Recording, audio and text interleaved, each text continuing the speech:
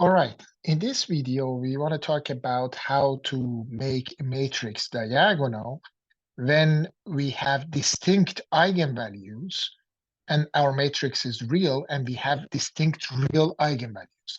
So we have A that is in Rn by n, and we have lambda 1, lambda 2, all the way to lambda n, and these are belonging to R. And they are all distinct, meaning that um, lambda I equals to lambda J. It means that I and J are equal, all right? So this is a mathematical definition. In other words, we are saying that if we have a matrix A, that it is bunch of numbers, real numbers, for example, A1, A2, A3, A4, A5, A6, A7, A8, A9. Let's say they are all real numbers, then all the eigenvalues, we would have three eigenvalues in this case. This is 3 by 3, so we would have three eigenvalues. Those three eigenvalues are distinct. We would have three different eigenvalues. Then we can make it diagonal. Then let's see how we can make it diagonal. But before that, we want to prove a couple of theorems. So I want to erase it to make space for other stuff that we want to talk about.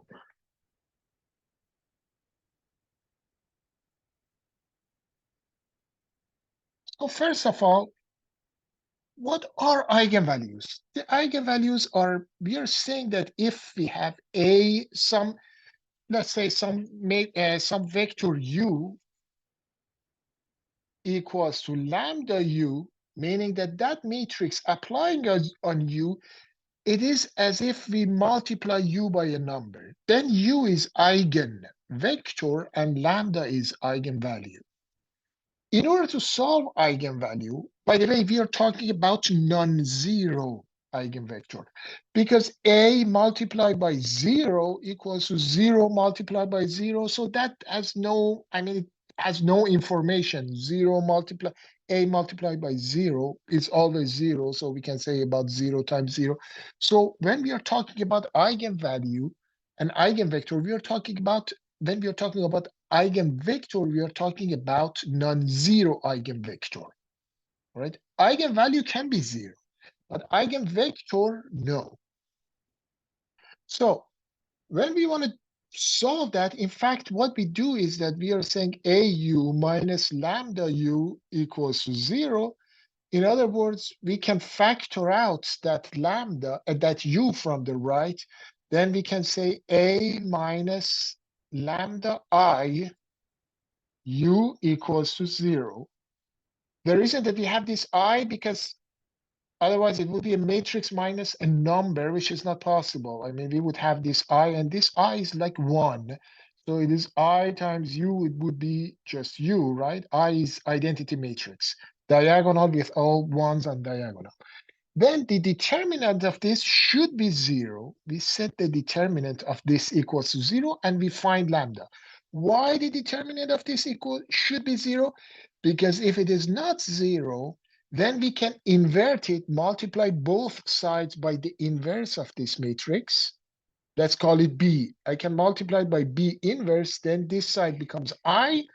So I times U is U, and B inverse times 0, it would be just 0, so U equals to 0.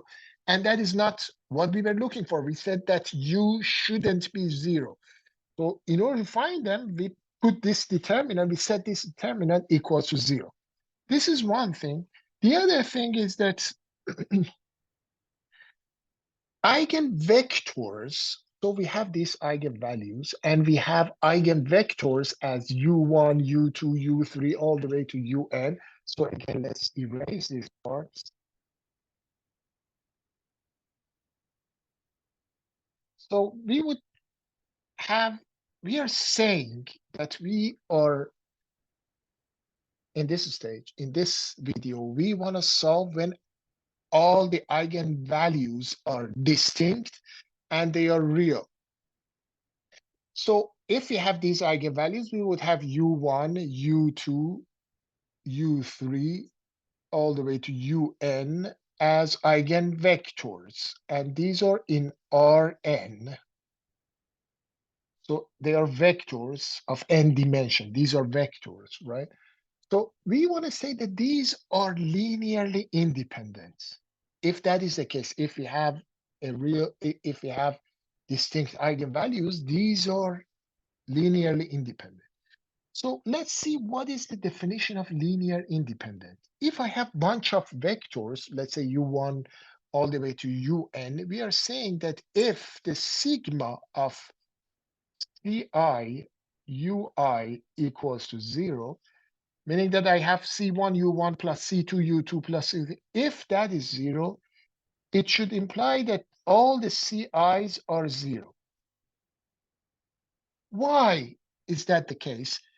Because if it wasn't the case, think about it. If it wasn't the case and we have a bunch of them non-zero, or one of them, if one of them is non-zero, we would have, for example, C1 U1 plus all the rest 0 equals to 0, then it implies that u1 is 0, and we are not talking about that. I mean, we are saying that all the u's are non-zero. So if two of them are non-zero, it means that, for example, c1 u1 plus c2 u2 would be 0. We are thinking about why this is the definition of linear independence. Then I can say that, okay, C1 U1 equals to C2 U2, or in other words, U1 equals to some number U2. So this is a linear combination of, this is a linear multiplication of U2. So it is linearly dependent, right? I could have a bunch of others as well. So for example, C3 U3 equals to 0, then I would have something like that, right? Then again, I would have this. So U1 would be linear combination of the other ones. So we don't want that. We are saying that it is linearly independent. That, I mean, this is the definition of linearly independent. So when we have bunch of them equals to 0, it means that all the coefficients should be 0, all right? So again, let's erase this, make room for more important stuff. So now this is the definition of linear independence. We are saying that all u's are linearly independent if this condition holds. So now let's say we want to prove this by induction. We want to prove that all the set of eigenvalues, eigenvectors are linearly independent.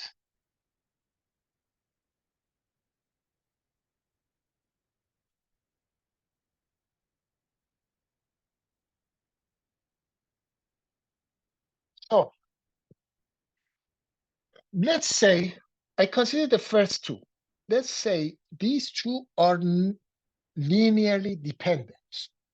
So again, the assumption is that we have n distinct eigenvalues.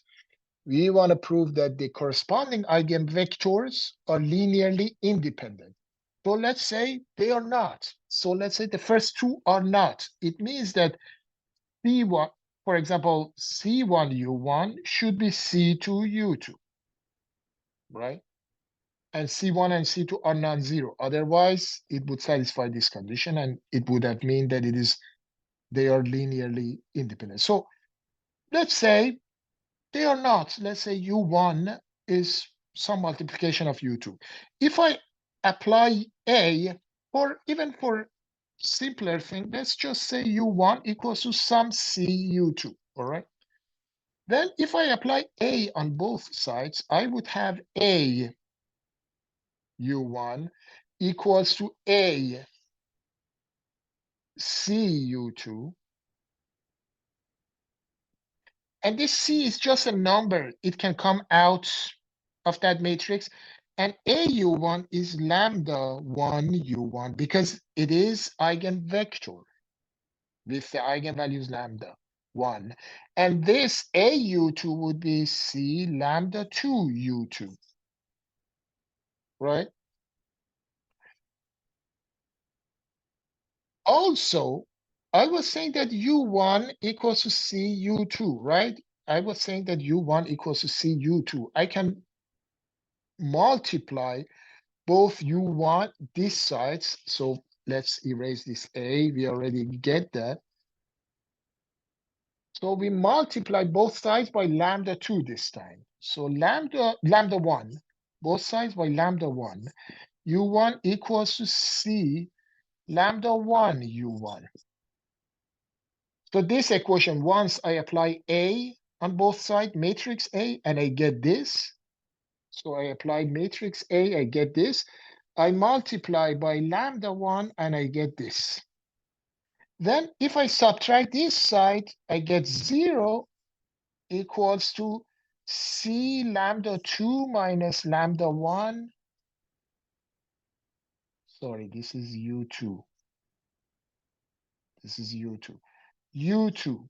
I factored out U2. So this is 0. U2, we know that it is not 0. And we are saying that this cannot be 0. We started with the assumption that we have distinct eigenvalues. So this cannot be 0. It means that this is 0. If this is 0, it means that U1 is 0, contradiction. So U1 and U2 cannot satisfy this condition. So they should be linearly independent. I can't write one of them as some coefficient of the other one. So one is not along the other one. So now that I have U1 and U2 linearly independent, so how about if I write U3 as a linear combination of them? So let's assume that U1 and U2 are linearly independent, but U3 is a combination of U1 and U2, all right? So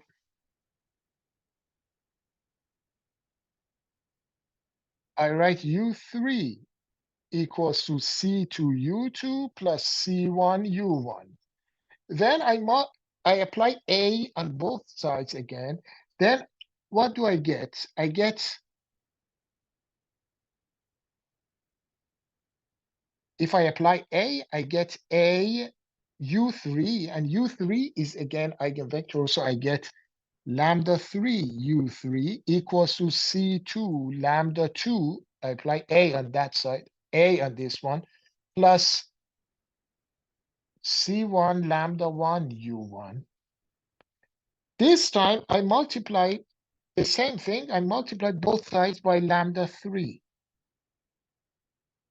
And I get lambda 3 U3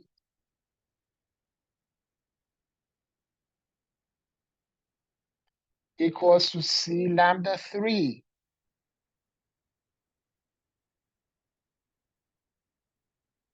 U2 plus C2 plus C1 lambda 3 U1. Then I subtract this, and I get 0 equals to C lambda 2 minus, you see lambda 2 minus lambda 3, U2 plus C lambda 1 minus lambda 3 C1 U1. Again, we know that U1 and U2 are linearly independent, right? Look at that definition. It means that all the coefficients, which are longer this time, should be 0. This one and this one.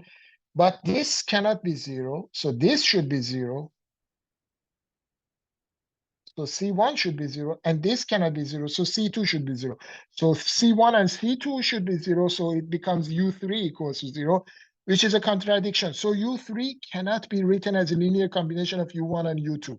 So they are linearly independent. So you see, each step, we follow this, and we can add it as a sigma. Each step, we add one independent eigenvector. So first we say that these two are linear.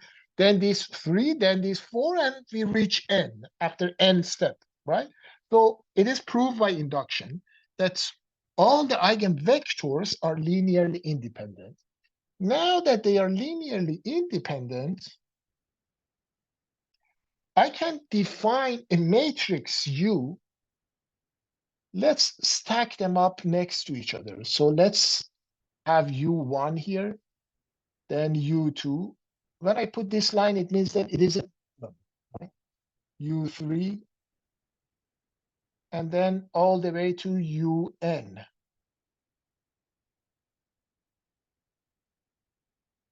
Since all the columns are linearly independent, it means that the determinant cannot be 0. So we can define U inverse. U inverse exists. Now we want to show that U inverse A U, this would be all diagonal matrix, and it is not any diagonal matrix. It is very interesting diagonal matrix.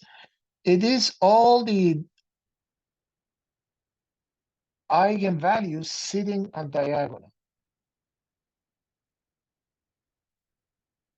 So before we show that, couple of things.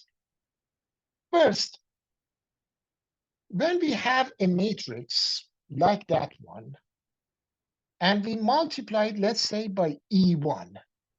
So if I have a matrix, let's say, let's talk about matrix A, and I have A1, the first column, then A2, the second column, AN. If I multiply that by E1, I mean 1, 0, 0, all the way, all of them 0. So it is just one on one of them. Then this is E1. Then you see, if I do this matrix multiplication, I go that way, multiply by this. So this 1 multiplied by that, all the others are multiplied by 0.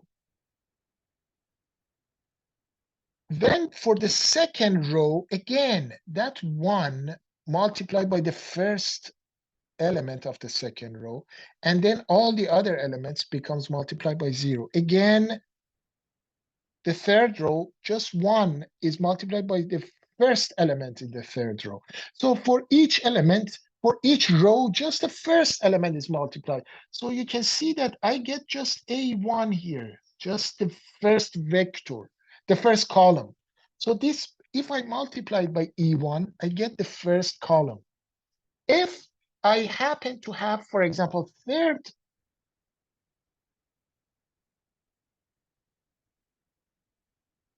one, so instead of E1, I talk about E3, then only the third element is multiplied, because remember, matrix multiplication, it is like that. So this multiplied by that. So only the third element would be non-zero and multiplied by 1. So I extract the third one. So you see that if I multiply by EI, any number, 1, 2, 3, n, it would be AN. So if I multiply by EI, I take out the ith column. In a sense, this is one way to find the linear operator. So as an example, let's say I want to find the rotation matrix of 90 degrees. So let's say I have X and Y, and Z is out of plane. So I want to find the rotation matrix that rotate 90 degrees around Z axis. So vector I, or E1, which is 1, 0, 0, it would go to 0, 1, 0, right? So this would be A. So if I want to find a linear operator, I can find it this way: A, E1, A, E2. This is one column. AE3 all the way to AEN, all right? So for example, for that rotation matrix, I can 3 by 3 matrix in 3D space, I can say that, okay, my I would go, my I or E1 would go to 0, 1, 0. And the J or E2 would go to negative I. So it is negative 1, 0, 0. And the Z would go nowhere. It would stay the same. So this is rotation matrix by 90 degrees around Z axis. All right, now that I have this, when I multiply by EI, I take out the ith column. Now we can get back to this one. So let me erase this again.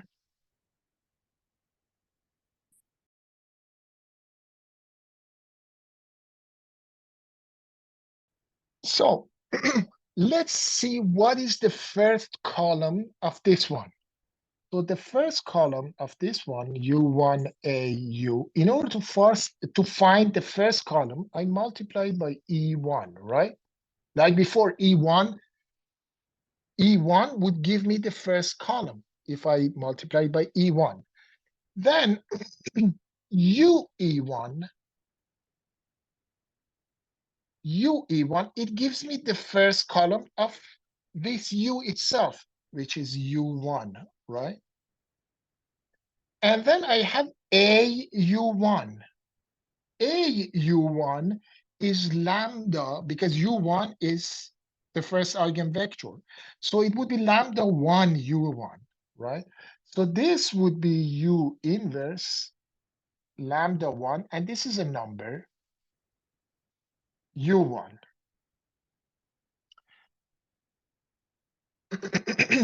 Or I can bring this lambda outside.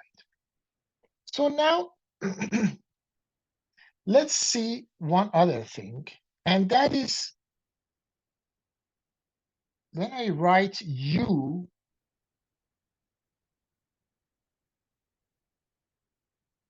E1, I get what? U E1, I get the first column, right? I get U1. So if I multiply both sides by U inverse, you see U E1, it gives me the first column, right? If I multiply both sides by U inverse, then this would be U inverse U E1. So let's multiply both sides by U inverse.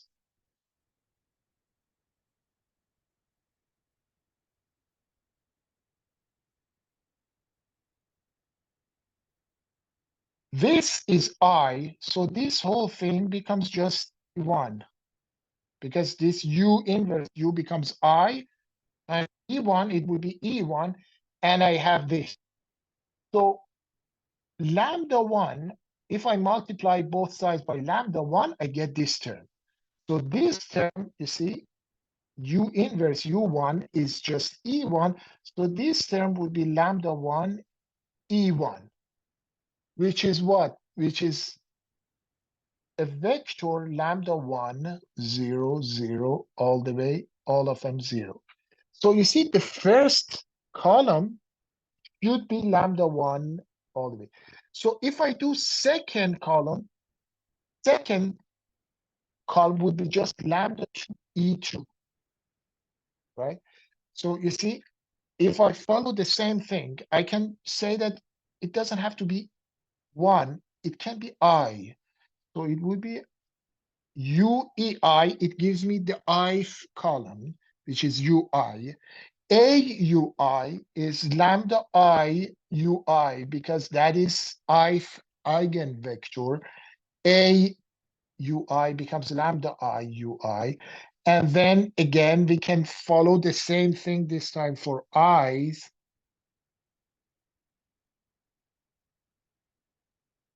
Then this would be lambda I EI. So the ith column, everything would be 0 for the ith column, because lambda I ei, this the first element is 0, second element, and then the ith one, 1 multiplied by lambda, which is lambda I, and then the rest are again 0. So the ith column, we would have lambda I sitting on the ith. So this is that. I mean, we have lambda 1 sitting on the first. I mean, this is lambda 1, E1, lambda 2, E2, lambda 3, E3, and all the way to lambda n, En. So we found the first column, it would be lambda 1, because this is how we find the columns, right? We multiply by EI. We multiply by EI to find the ith column. So the ith column would be look like that. The first column would be lambda 1, the second column, lambda 2, third column, lambda 3 sitting there. So we found it. So we proved that, although you can, I mean, if you want to prove it mathematically, it has to be more, explanation and stuff, but you see that how it works, and this is a proof that, I mean, this is, you can write it down. So this would be diagonalized of A. I mean, when we want to make A diagonalized, we can apply U and U inverse on it. And what U is, in fact, we stack eigen vectors next to each other. All right. In another video, we talk about what if we have these eigenvalues be complex. So now they were all real. What if they were complex? All right, thank you.